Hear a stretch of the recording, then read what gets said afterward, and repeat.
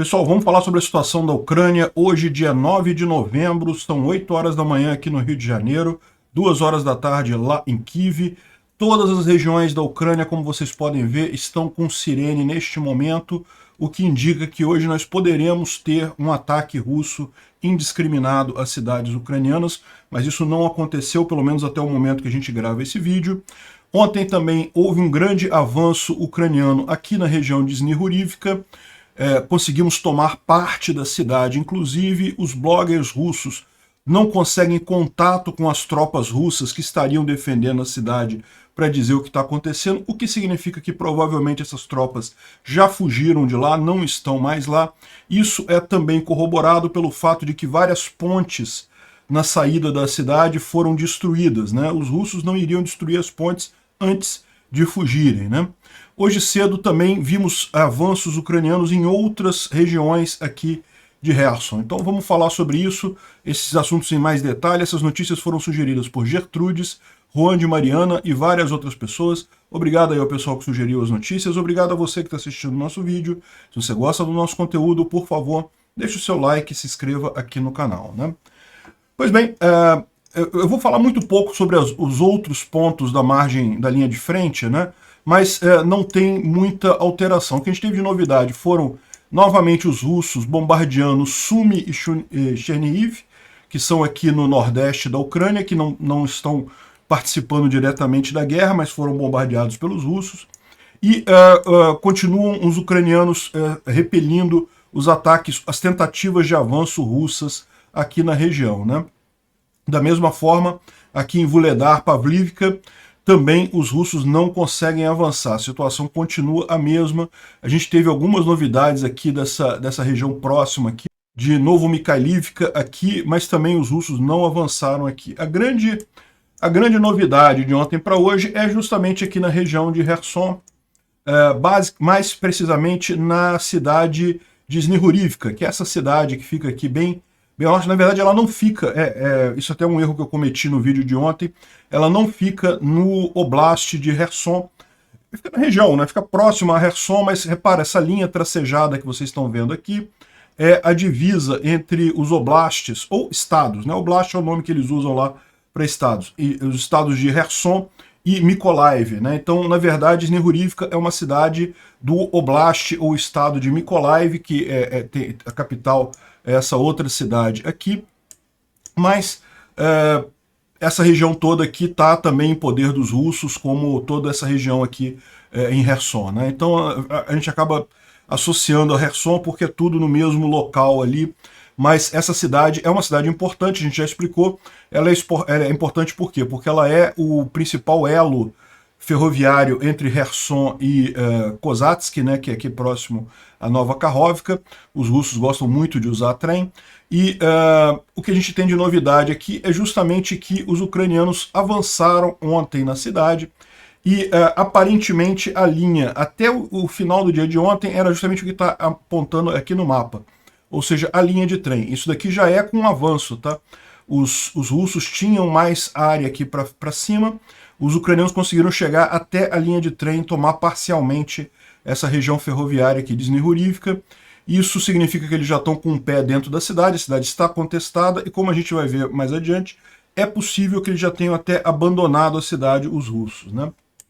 Mas vamos ver, isso daqui é a situação em Snihurivka, segundo o Raibar. O Raibar é um blogger russo, então entenda que ele vai falar as coisas aqui a favor da Rússia, mas ele mostra a cidade toda como contestada e os ucranianos furando a linha principal de defesa aqui, né? Mas, segundo os russos, né, aqui, por exemplo, o Jeroman está falando sobre a RIA Novosti, né? A RIA Novosti, que é uma rede de televisão russa, ela disse que, ao contrário, que foi repelido esse ataque ucraniano em Kherson. Disse isso ontem à noite ainda, né? Então, em tese, eles estão dizendo aqui, ó, que os ucranianos chegaram até a linha de trem, tá vendo? Seguindo exatamente a linha de trem aqui, isso ontem. Agora, ontem mesmo, os russos teriam conseguido repelir o ataque ucraniano. Só que aí depois, hoje cedo, a gente já tem informação de novo que os ucranianos chegaram na linha de trem de novo em Snihurivka. Ou seja, o que está acontecendo ali é que está tudo contestado. Pode ser simplesmente que a RIA Novosti quis dar uma boa notícia para os russos, todo mundo, essas fontes de informação que a gente tem são todas basicamente da Rússia. O exército ucraniano ele só dá informação depois que já tem certeza que liberou a cidade. Então, essa é a informação que a gente tem. Aparentemente, houve uma contraofensiva, segundo estão dizendo os russos, tá? Talvez nem tenha existido. Mas, de qualquer forma, os ucranianos já chegaram aqui e, mais do que isso, já estariam avançando em outras regiões, né? Ele diz aqui que, aparentemente, o ataque das forças ucranianas em Kherson, que a gente está esperando por tanto tempo, começou, né? Então, eles estão atacando Pravdini. Pravdini é uma cidade mais aqui para o sul, na região de Pravdini, ou seja, aqui é Pravdini, a partir de Pravdini, do Dchany para Milov, então também do lado de cá, ele está dizendo que está tendo ataque de várias frentes aqui na região de Kherson, né? Então do Dchany é essa cidade aqui, que ela já está na mão dos ucranianos, em direção a Milov. Milov é essa cidadezinha aqui nessa região, né? E o que ele conta aqui é que, num primeiro momento, o primeiro ataque, as nossas forças conseguiram fazer o inimigo voltar, né, recuar na área de Snihurivka, mas ele não chegou a entrar na cidade. Mas no terceiro ataque, eles conseguiram avançar um pouco e ganhar um pé na cidade, né, ganhar um foothold na cidade. Ou seja, o que ele está falando aqui basicamente é isso aí. Houve muita briga aqui na região ontem, idas e vindas, mas o que a gente tem de informação hoje já é mais animador. Eu vou chegar lá para falar para vocês, né? Então, aqui, essa é uma mensagem do Stremuzov, Kirill Stremuzov, que é o fantoche lá colocado pelos russos para comandar Kherson, seria o administrador civil de Kherson, e ele fala aqui que houve o ataque à batalha em Snihurivka, e que na primeira onda dos inimigos sofreram perdas e recuaram, e então continuaram com o ataque e entraram em Snihurivka, e nessa manhã os ucranianos conseguiram ganhar realmente um pé na cidade, nos distritos ao norte de Snihurivka, próximo às linhas de trem. Então está confirmando aquilo que a gente falou, né? Aqui ele fala que a defesa é mantida pelo 205º Regimento Russo, mas isso daqui é lorota, esse número é um número que os russos usam quando eles não sabem o número do regimento, porque já tem 3 ou 4 205º regimentos espalhados por aí. Aí, como sempre, né, o pessoal fica nessa de, não, a ofensiva envolveu poloneses e mercenários que não falam inglês e coisa e tal. É aquele sonho dos russos de que não, eles estão disputando com forças muito maiores que os ucranianos. Não, eles estão perdendo para os ucranianos mesmo. Pode ter algum soldado da legião estrangeira ali? Pode, né? Pode ter, não tem problema nenhum. Mas o grosso das tropas são realmente de ucranianos, né? Aqui o pessoal fica falando esse negócio do 205º Regimento, porque ele aparece em um monte de lugar na Ucrânia, um monte de coisa. O pessoal não acredita que seja isso, né? Também no Grey Zone, que é o Telegram do pessoal do Wagner, né, do grupo mercenário Wagner, eles estão falando aqui também sobre a situação lá em Snihurivka, e estão dizendo que está tendo batalha, que ainda não entregamos a cidade, que a cidade ainda está conosco e coisa e tal. Tem aqui escrito aqui, ó. Muitas pessoas perguntando sobre Snihurivka. De acordo com os meus dados, no momento ainda está a cidade ainda está nas nossas mãos. O oponente, como um todo, retornou para a sua favorita prática de inserir, mas não até o final, e fazem brigas de baixo custo com um propósito, para provocar o inimigo, deixar o inimigo exausto, e apenas então fazer o golpe decisivo, né? Então, aparentemente, foi isso que aconteceu. Houve idas e vindas lá em Snihurivka, mas os ucranianos estão avançando lá. E a evidência maior que a gente tem é que, são duas evidências que a gente tem, é que parece que os bloggers russos dizem que perderam todo o contato com as tropas russas em Snihurivka. Ou seja, ninguém consegue falar com alguém que esteja em Snihurivka, da tropa russa, para saber como é que está a situação, né? O que significa que ou eles já foram todos capturados ou mortos, ou eles fugiram, que é mais provável. Então, ou seja, o que o Tendar está dizendo aqui é que ele acredita que não há mais presença russa na cidade, a não ser que seja morto ou prisioneiro de guerra, né? E aqui o pessoal está brincando com o Argonzo, dizendo que hoje ele disse que todos os ataques ucranianos foram repelidos, o que significa que a cidade certamente já está na mão dos ucranianos, né? O Argonzo é um propagandista russo muito conhecido por lá. Eu não vou tocar esse vídeo aqui porque o YouTube desmonetiza meu vídeo. Se eu boto qualquer imagem de guerra, não pode ter imagem de guerra, só mapa e falar sobre a situação. Então eu não vou tocar o vídeo aqui com o que está passando, mas eu vou mostrar algumas imagens, e basicamente ele mostra um carro dos russos supostamente saindo de Snihurivka em direção a Kherson e encontrando um comboio russo destruído, né? Então, se você olhar aqui, tá vendo? O carro está indo na estrada e tem vários carros, vários caminhões destruídos aqui do lado. Ó. Vários veículos destruídos, o território está aberto. Então ele passa aqui e mostram vários carros aqui, vários veículos destruídos aqui ao lado, né? E aí estão dizendo que isso daqui seria os russos saindo de Snihurivka. Porém, tem gente dizendo que esse vídeo é mais antigo, é da saída dos russos em Lima. Vocês lembram, lá em Lima, aqui do outro lado da guerra, né? Aqui na região de Lima, os ucranianos chegaram a praticamente fechar um grande contingente russo nessa região. Aí, no último dia, os russos que estavam aqui conseguiram furar o bloqueio e sair por essa estradinha aqui, em direção a Kriminá, só que sob bombardeio ucraniano. Então, ou seja, os russos saíram, fugiram, e muitos foram mortos ali nessa estradinha, porque os ucranianos ficaram bombardeando eles, né? Pode ser que seja uma imagem dessa saída aqui. A gente ainda não tem a confirmação se essa imagem que está aqui é uma imagem de agora, de Snihurivka, ou antiga. Se é antiga, não saiu, tá? Tem uma imagem também nessa região de Lima, de um cara passando por um comboio destruído, mas é diferente dessa filmagem aqui, tá? Não é a mesma, é parecida, a mesma coisa, o cara passando assim, um monte de carro destruído do lado, mas não é a mesma filmagem que eu mostrei até para vocês na época, lá em Limã. Agora, aí o que acontece? Pode ser uma outra imagem, um outro vídeo daquela época lá de Limã, que só foi liberado agora. Pode ser isso, né? A gente não sabe. Ou pode ser mesmo de Snihurivka, os russos saindo de lá, né? E a grande novidade, a gente ficou vendo isso hoje cedo, né? Justamente que o ataque não é só em Snihurivka. A gente já falou, né? Mas também em Novopetrivka. Novopetrivka, deixa eu voltar aqui para a região de Kherson.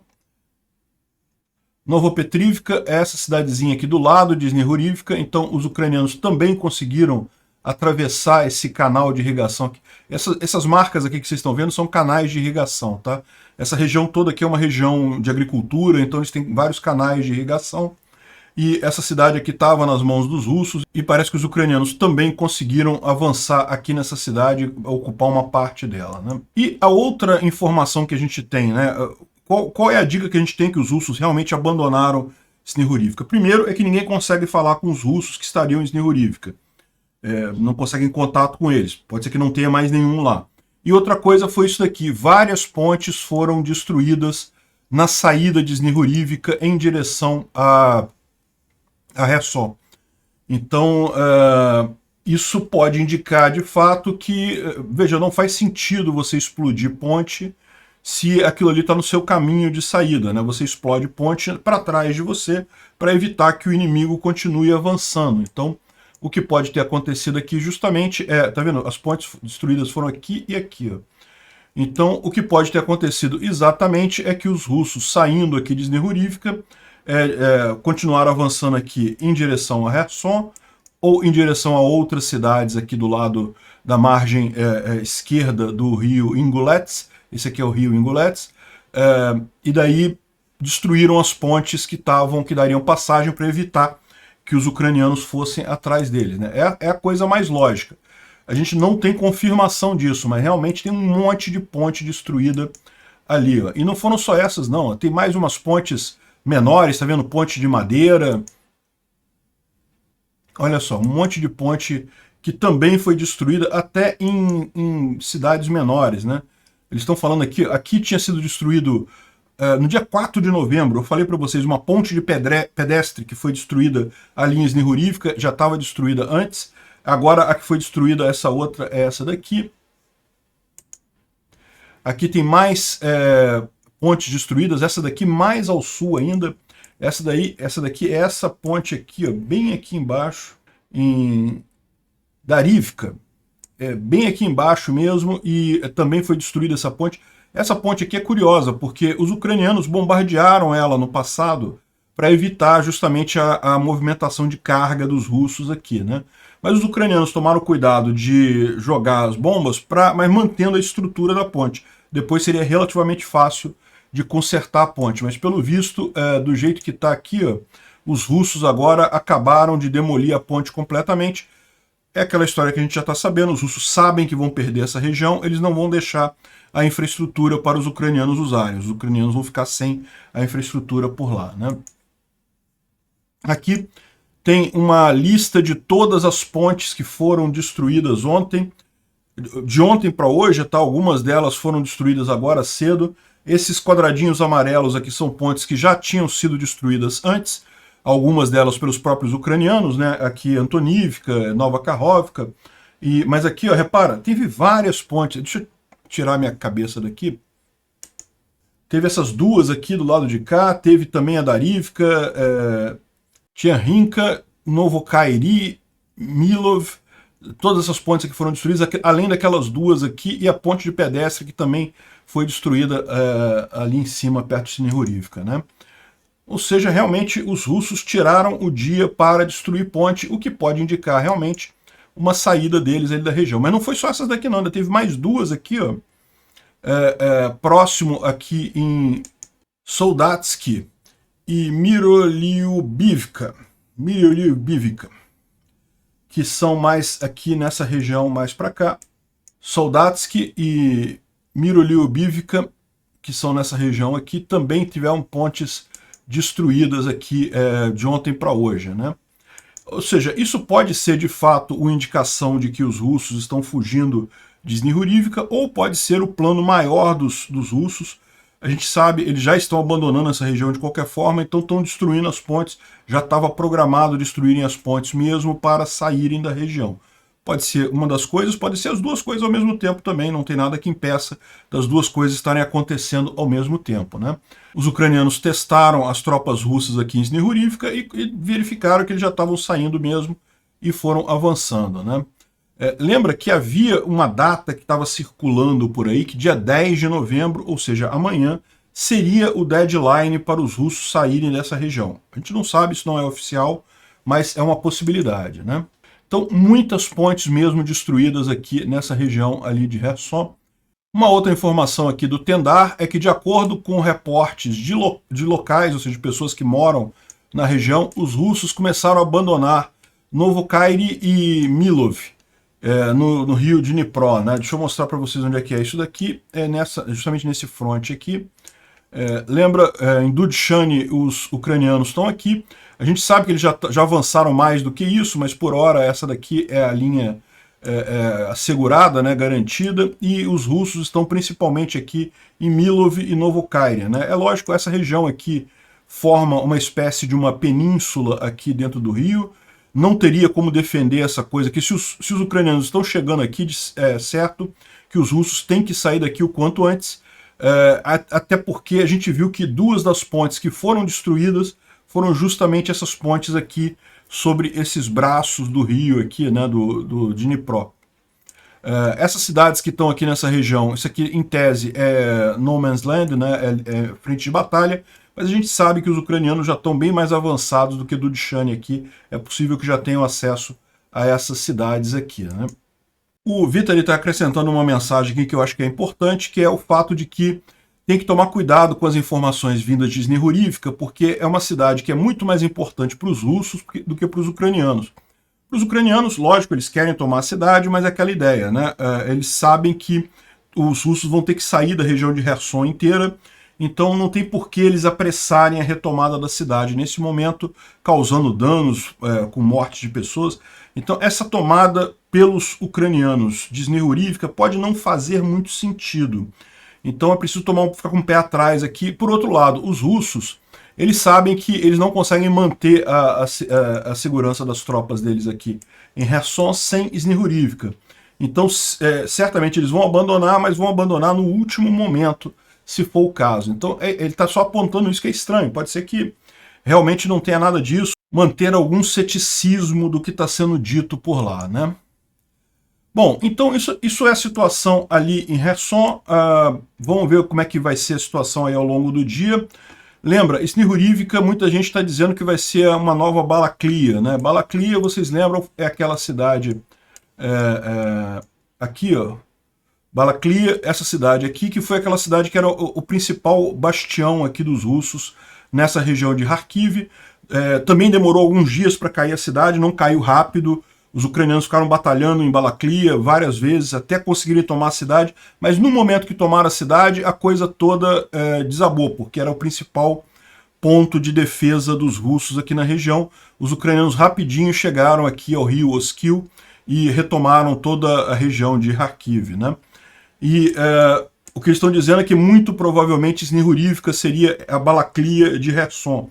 É uma cidade que está muito bem defendida, mas em tese, no momento que os ucranianos conseguirem, de fato, tomar a cidade, o resto todo deve desabar muito rapidamente, né? Bom, mas não foi só isso que aconteceu, como eu falei, é lógico, continua batalha em todo o campo de batalha, e continua aquele negócio estranho lá em Mariupol. Os russos estão minando o exterior da cidade aqui, estão criando campos de mina na região de Mariupol. E é aquela coisa, né? É uma situação realmente preocupante, porque Mariupol está bem na retaguarda russa, né? O que eles estão imaginando para fazer defesas em torno de Mariupol? Provavelmente eles estão sabendo que alguma coisa muito grande vem por aí, né? Bom, a gente tem aqui a live do Arestovich, que ele falou ontem, e ele fala algumas coisas aqui interessantes a gente falar sobre os outros pontos, porque a gente focou muito ali em Kherson, né? A Rússia aumentou a quantidade de bombardeios em Chernihiv e Sumy, mas isso daqui não quer dizer muita coisa, não há nenhuma indicação de que eles vão fazer algum ataque de fato ali. Em Svatov Kriminá, ele falou que tentou mais uma vez, os russos tentaram e falharam, manter a P-66, aquela estrada ali aberta, né? Os ucranianos continuaram com suas posições e o controle de fogo sobre a cidade. Bom, aqui ele fala sobre Kherson, mas provavelmente isso aqui já está desatualizado, porque ele falou isso, essa live dele foi ontem, aí foi traduzido pelo Dmitry, então isso aqui já está um pouco desatualizado.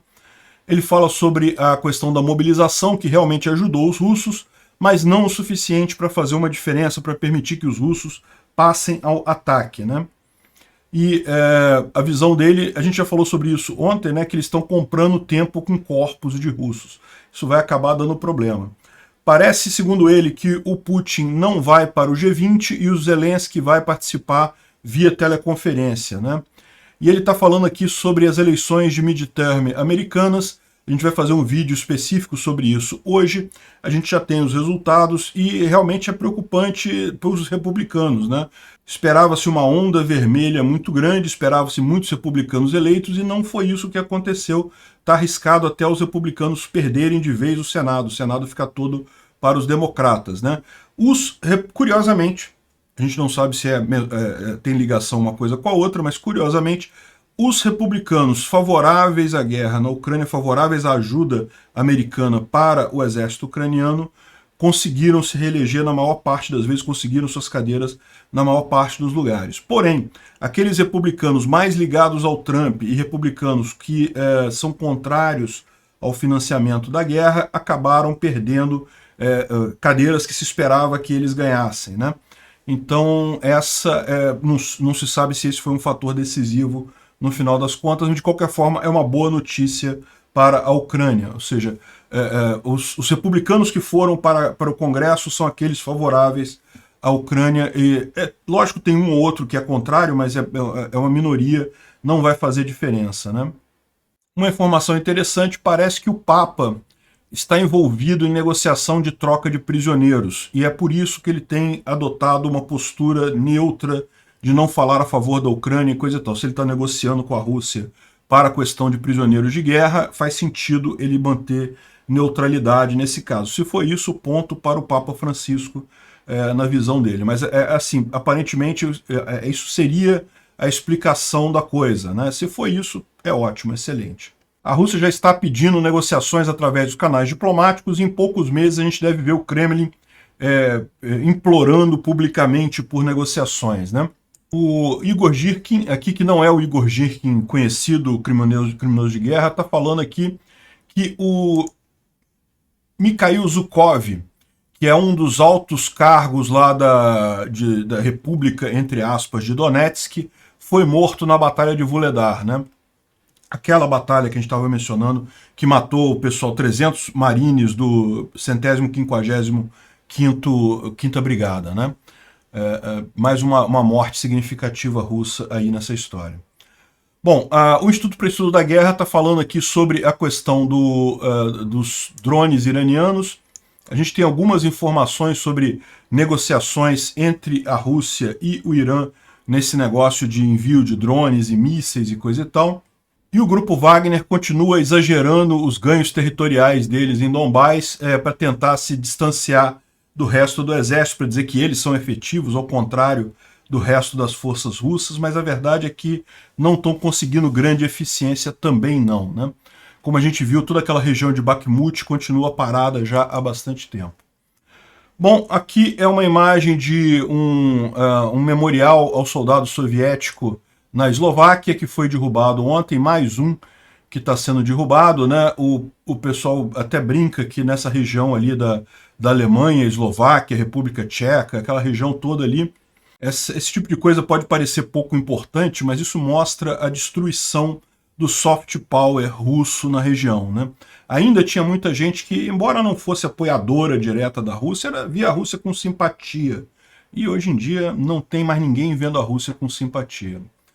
Bom, isso aqui é uma thread interessante explicando por que os ucranianos precisam de armas de longo alcance.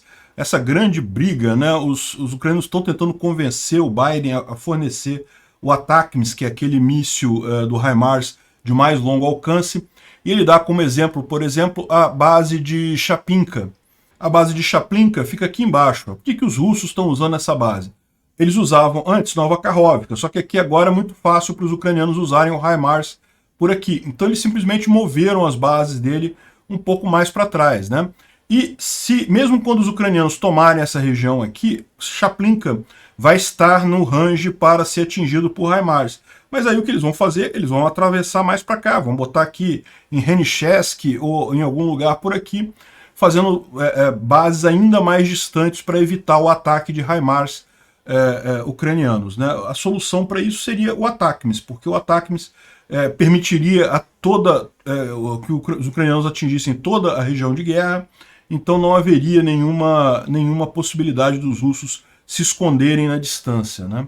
E ele fala aqui que o chato é isso, porque eles sabem que os russos estão fazendo. A gente sabe até o que eles estão tomando de café da manhã no dia, mas não tem como atingir essa base, simplesmente a gente não tem arma para chegar lá com precisão, né?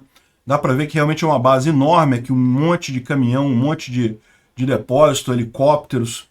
Se tivessem o ATACMS, seria muito fácil ter resolvido esse problema. O Chuck Pfeffer está falando aqui que a troca entre o Irã e a Rússia envolveu o envio pela Rússia de exemplos capturados do NLAW britânico e do Javelin americano, que são os principais mísseis, né, desses países antitanque. Então, parece que também teve o Stinger, o míssil antiaéreo portável lá dos Estados Unidos, também muito usado. Ou seja, o Irã está querendo essas armas todas por quê? Porque ele pega essa arma, ele desmancha a arma, descobre como ela é fabricada e tenta fabricar equivalentes. É o que ele fez com o drone dele, inclusive. O drone do Irã é um equivalente a um drone americano também, que tem basicamente as mesmas características, né? Então os russos entregaram essas armas que eles tinham capturado lá no teatro de guerra em troca de mais 140 milhões de euros pelos drones iranianos. Então, isso aqui não deixa de ser uma coisa boa, essa notícia, porque significa que, pelo menos até aqui, não houve comprometimento de segredos nucleares, né? O grande temor é esse, é que o Irã, em algum momento, fale, ok, eu te dou mais drone, mas eu quero plutônio, bomba atômica, quero o segredo para fazer a bomba atômica, enfim, qualquer coisa assim, e os russos acabem cedendo neste caso. Seria realmente uma coisa temerária. Em Teherã, vários tanques estão sendo enviados para o aeroporto. Será que vão mandar tanques também para a Rússia? Não me parece provável, não. Até porque pode ser também por conta dos protestos que estão havendo lá no Irã, né? Mas é um movimento curioso. Ele está dizendo aqui que já viu 2 tanques nessa forma sendo enviados para o aeroporto. O Chris O traz uma história aqui curiosa do batalhão de voluntários do Barkostostan. É uma república russa, aqui bem no meio da Rússia, aqui. Essa região aqui, ó, próximo a Kazan, bem a leste de Moscou, né? E esse batalhão voluntário foi mandado para a Ucrânia no final de agosto, só que foi justamente quando os ucranianos começaram as contraofensivas, e aí eles que eram para ser um batalhão para atuar no ataque, acabou sem função ali na região. Então eles foram divididos entre várias tropas que estavam precisando de gente, e viram o inferno lá na Ucrânia, né? Aí conta as várias histórias aqui, que os caras foram abandonados sem munição, foram colocados num monte de coisa, e começaram a reclamar que estavam perdidos na floresta, que ninguém deu munição para eles, não deu arma, não deu nada. Em determinado momento, o comandante deles mandou eles botarem granada no corpo e se jogar em tanque ucraniano, né? Missão suicida e coisa e tal. Vários tentaram fugir, tentaram sair de lá, né?